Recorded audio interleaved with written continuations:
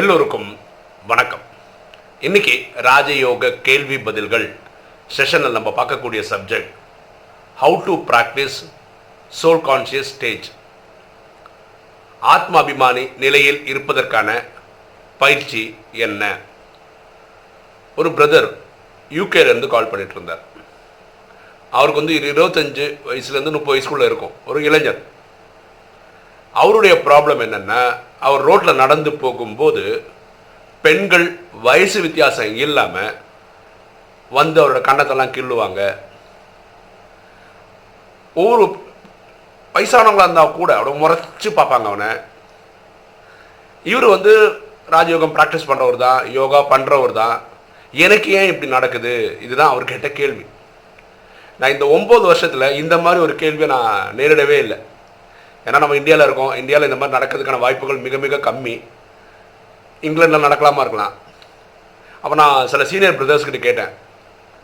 அவங்க கடன்னு அவங்களுக்கு தெரிஞ்சதெல்லாம் சொல்லிட்டாங்க. வேற ஒரு பிரதர் அவருக்கு தெரிஞ்சதெல்லாம் சொன்னார்.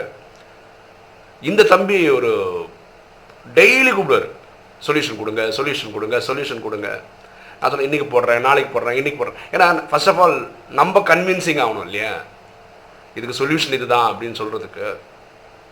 நம்ம சொல்கிற எல்லா மெத்தடும் அவர் ப்ராக்டிஸும் பண்ணியிருக்கிறார். அதனால் வேறு ஏதாவது பேசுவார். அப்புறம் அந்த சொன்ன ஒரு பிரதர் எனக்கு ஃபோன் பண்ணி, என்ன பிரதர் அந்த வீடியோ போட்டிங்களான்னு கேட்டார். இல்லை போடல. நீங்கள் அதுக்கு ஒரு தகுந்த கதைக்காக வெயிட் பண்ணிட்டு இருக்கீங்க கரெக்டானார். ஆமாம், அதுக்கு தான் வெயிட் பண்ணேன். அந்த கதையும் நானே சொல்கிறேன்னு அவர் கதை சொன்னார். இப்போ நான் ரெடி, ஓகேவா? இது ஒரு பிரத்யேகமான சப்ஜெக்ட் தான். இந்த எல்லா பிரதர்ஸ் கொடுத்த இன்புட்டை தான் நான் இந்த வீடியோவில் சொல்ல போகிறேன். ஃபஸ்ட் அந்த கதைக்குள்ளே போய்டும். உங்களுக்கு வேத வியாசர் தெரியும். அவர் தான் குருக்களுக்கெல்லாம் குருன்னு சொல்கிறோம். அவர் தான் மகாபாரதம் எழுதுனது, பக்தியில் இருக்க பகவத்கீதை எழுதுனது, வேதக்களை எழுதுனதெல்லாம் அவர் தான், ஓகேவா? அவரை தான் ஹையஸ்ட் ரிகார்டு வச்சுருக்கோம். குருக்களுக்கெல்லாம் குருன்னு அவர் தான் இன்றைக்கும் பக்தியில் நம்ம கொண்டாடுறோம். இவருக்கு ஒரு பையன் இருந்தான். அவன் பேர் சுக்கான்னு பேர், ஓகேவா? அவன் அப்பனை மிஞ்சினவனாக இருந்தான். அப்படின்னா என்னென்னா, அவ்வளோ தூய்மையாக அவ்வளோ ஒழுக்கமாக வாழ்ந்துருந்தான். எப்போ பார்த்தாலும் தபஸ் தான், எப்போ பார்த்தாலும் இறைநிலையிலே இருப்பான். ஒரு நாள் அவன் குளிக்க போகிறான். அதே நதிக்கரையில் நிறைய பெண்களும் குளிச்சுட்டு இருக்காங்க. இவன் போய் குளிக்க போகிறான். இவன் இளைஞன். அந்த பெண்கள் ஒரு ஆண் வரானேன்னு சொல்லிட்டு ஒரு சபலம் ஆகிற மாதிரி ஒரு விஷயம் நடக்கலை. அவங்க ஒரு சைடு குளிச்சுட்டு இருக்காங்க, இவன் ஒரு சைடு போகிறான் குளிக்க. அதாவது இவன் எப்போ பார்த்தாலும் இறைநிலையிலே இருக்கிறதுனால பக்கத்தில் யார் இருக்கான்னு கூட அவனுக்கே தெரியாத நிலையில் அவன் இருக்கிறான். அழகாக குளிக்கிறான், கிளம்பி போயிட்டே இருக்கான். இது இந்த எபிசோடு நீங்கள் கூகுள் பண்ணிங்கன்னா என்சைக்ளோபீடியாவில் கிடைக்குது. சன் ஆஃப் வேத வியாஸ் அப்படின்னு போட்டிங்கன்னா இந்த கதைகள்லாம் வரும்.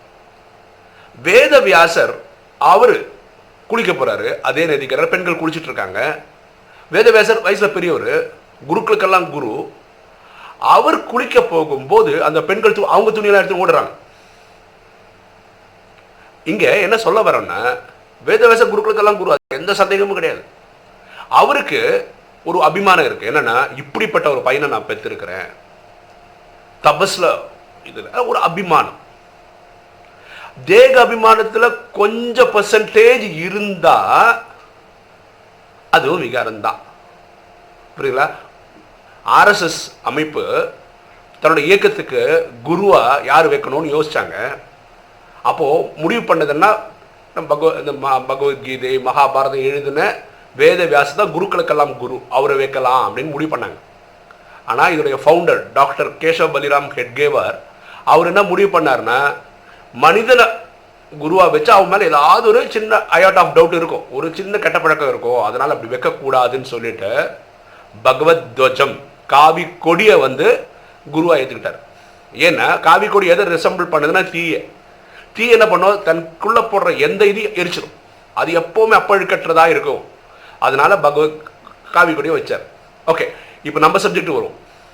அப்போது இவருக்கு வேதவியாசரில் அவரோட கேரக்டரில் யாருக்கு எந்த சந்தேகமும் கிடையாது, அப்பழுக்கற்றவர் தான். ஆனால் உள்ளுக்குள்ள ஒரு சின்ன அபிமானம் இருக்குது, என் பையன் அப்படிப்பட்டவன், எனக்கு இப்படிப்பட்ட ஒரு பையன் கிடச்சிருக்கான். ஆக்சுவலாக தபஸ் இருந்து தான் ஒரு குழந்தைய பெற்றிருக்கிறார் இந்த சுக்காவை. சுக்கா அப்பாவோட ஒரு பெட்டராக இருக்கான். இந்த பாகவத புராணம் அப்படின்னு ஒன்று இருக்குது, அதை நரேட் பண்ணது இந்த சுக்கா தான், ஓகேவா? அப்போது சுகா வேத வியாசரை விட ஆத்மா, ஏன்னா அந்த காலத்தில் ஆத்ம அபிமானின்ற ஒரு ஸ்டேஜ் பக்தியில் கிடையவே கிடையாது. ஆனால் இறைநிலையிலே இருந்து இருந்து இருந்து இருந்து இருந்து இருந்தனால அவன் என்ன பண்ணிட்டான்னா, அவன் வந்து போகிறது கூட மக்களுக்கு தெரியல, அவனால யாருக்கும் பிரச்சனையே இல்லை. இது வந்து ஒரு லெவலுக்கு மேலே சோல் கான்சியஸ்க்கான ஒரு வழி அது. ஓகேவா? இப்போ இந்த தம்பிக்கு சொல்யூஷனாக என்னென்னலாம் சொல்லலாம், இது நமக்கும் நல்லது தான். அமிர்த வேளையில் காலம்பரை கனெக்ட் பண்ணும்போது இந்த மாதிரி தொந்தரவு இருக்கிறவங்களுக்கு நீங்கள் என்ன பண்ணணும்னா, ஒரு 15 மினிட்ஸ் தன்னை ஆத்மானு புரிஞ்சு, நான் ஆத்மா தான் நான் ஆத்மா தான் அப்படி சொல்லி பரமாத்மாட்ட நிறைய சக்தி வாங்கிக்கணும். புரியுதுங்களா? ரெண்டாவது, இன்றைய நாளில் நான் யாரெல்லாம் பார்க்குறேனோ அவங்களுக்கு நான் ஆத்மாவை தான் தெரியணுமே தவிர என் சரீரம் தெரியக்கூடாது. நானும் ஒவ்வொருத்தரையும் ஆத்மாவாக தான் பார்ப்பேனே தவிர அவன் சரீரத்தை பார்க்க மாட்டேன். இதுக்கான ட்ரைனிங் எடுக்கணும். இது எல்லாரும் பண்ணணும். அதுக்கு அடுத்து ரொம்ப ரொம்ப ரொம்ப முக்கியமான விஷயம் இதுதான். இந்த ராஜயோகம் ப்ராக்டிஸ் பண்ண வர்றவங்க ஆரம்பத்தில் எப்படி இருப்பாங்க? தேக அபிமானத்தில் இருந்திருப்பாங்க, இப்போவும் இருப்பாங்க.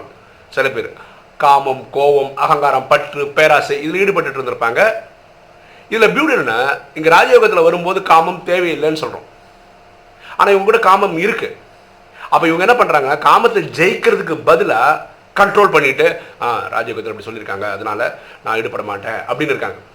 அதே மாதிரி கோவத்தை ஜெயிக்கணும்னு சொல்லியிருக்கோம், ஆனால் கோவத்தை ஜெயிக்க முடியாதனால கண்ட்ரோல் பண்ணி புத்தம் சரணம் கச்சாமி இந்த மாதிரி பல கட்சின்னு கோவத்தை வந்து கண்ட்ரோல் பண்ணின்னு இருப்பாங்க. இதெல்லாம் டேஞ்சர். பாருங்களேன். அதே மாதிரி இங்கே நான்வெஜ் சாப்பிடக்கூடாதுன்னு சொல்கிறோம், சைவம் சாப்பிடணும்னு சொல்கிறோம். பிரம்மகுமாரி சொல்லிட்டாங்க, ராஜயோகத்தில் சொல்லிட்டாங்க, அதனால நான் சாப்பிடாம இருப்பேன் அப்படின்னு இருக்கிறதும் சரியில்லை.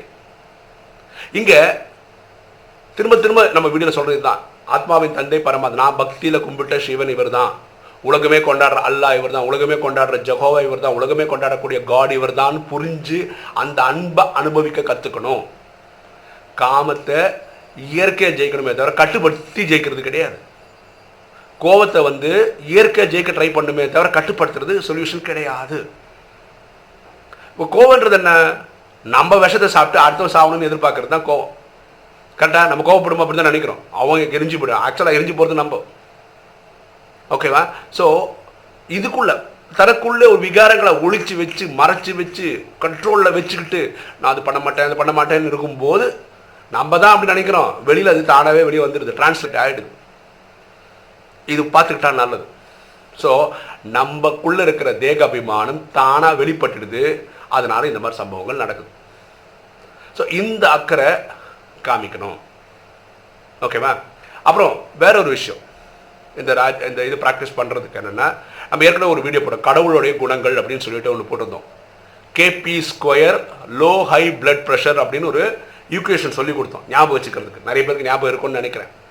Kன்றது நாலேஜு, Pன்றது பியூரிட்டி, அடுத்தது பீஸு, Lனா லவ், Hனா ஹாப்பினஸ், பிளிஸ்ஸு, பவர். இப்படி 7 சக்திகள் இருக்கு.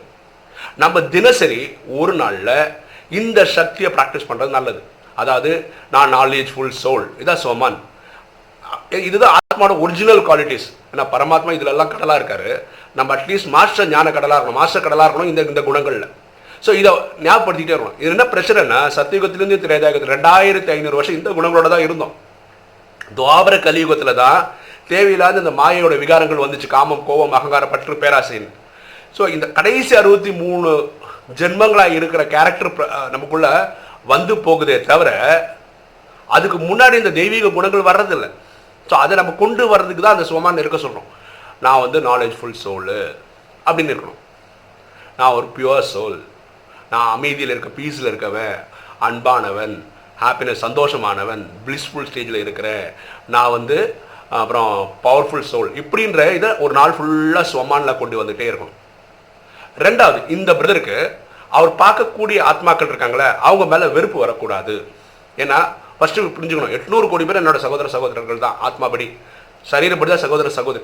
வெறுப்பு காமிக்கும் போது அது ஒரு விகாரம் வந்து அது போக மாட்டுறது கணக்கு வழக்கு. ஓகே, அந்த கணக்கு வழக்கு நம்ம ஜெயிச்சே ஆகணும். ஓகேவா? அதனால நம்ம அன்பு தான் பாராட்டணும். இவங்கக்கிட்ட இப்போ யோகாவுக்கு பண்ணிட்டு இவங்களுக்கு அந்த சக்தி வாங்கி கொடுத்து இவங்களுக்குள்ள இருக்க கணக்கை முடிக்கணும். இதை பற்றி நான் வேற ஒரு வீடியோ, ப்ராக்டிக்கலான வீடியோ வேற ஒன்று போடுறேன். அதாவது கணக்கு வழக்கை எப்படி செட்டில் பண்ணுறது அப்படின்ற ஒரு வீடியோ இனி ஒன்று போடுறேன். ஓகேவா? ஸோ ஆத்மஸ்திதியில் இருக்கிறது இந்த விஷயங்கள் எல்லாம் பண்ணலாம். நம்ம இதெல்லாம் 2-3 பிரதர்ஸ் சொல்லி கொடுத்த பியூட்டிஃபுல் பாயிண்ட்ஸ். தன்னை ஆத்மான ஒரு 15 மினிட்ஸ் கணக்கில் இருந்து சக்தி வாங்கிக்கலாம். அடுத்தது நீங்கள் வந்து ஆத்மாக்குள்ள இந்த எனர்ஜியெல்லாம் வாங்கிக்கணும். அதாவது நான் எப்போவுமே என்ன ஆத்மாவாக தான் எல்லாருக்கும் தெரியும், நான் எல்லாரையும் ஆத்மாவாக தான் பார்ப்பேன்னு இருக்கிறது. ஓகேவா? உள்ளுக்குள்ள விகாரங்களை வச்சு கட்டுப்படுத்துறது கிடையாது வழி. அது எரிச்சி ஆகணும். அப்போது அது இயற்கையாக நடக்கணும். அதுக்கு ஆத்மாவின் தந்தை இவர் தான் அன்பு செலுத்த தெரியணும். அந்த அன்பு உள்ளே வாங்க ஆரம்பிக்கும். இந்த விஷயங்கள் தானாகவே நடந்துடும். நீங்கள் கவலைப்படவே தேவையில்லை. பரமாத்மாவின் திவ்ய குணங்கள் இருக்குல்ல, அவர் கடலாக இருக்கார், அந்த குணங்களை நம்ம டெய்லி இம்பார்ட் பண்ணிக்கணும் நமக்குள்ள. ஓகேவா? அப்புறம் எந்த ஆத்மா மேலே வெறுப்பு காட்டாமல் இருக்கணும்.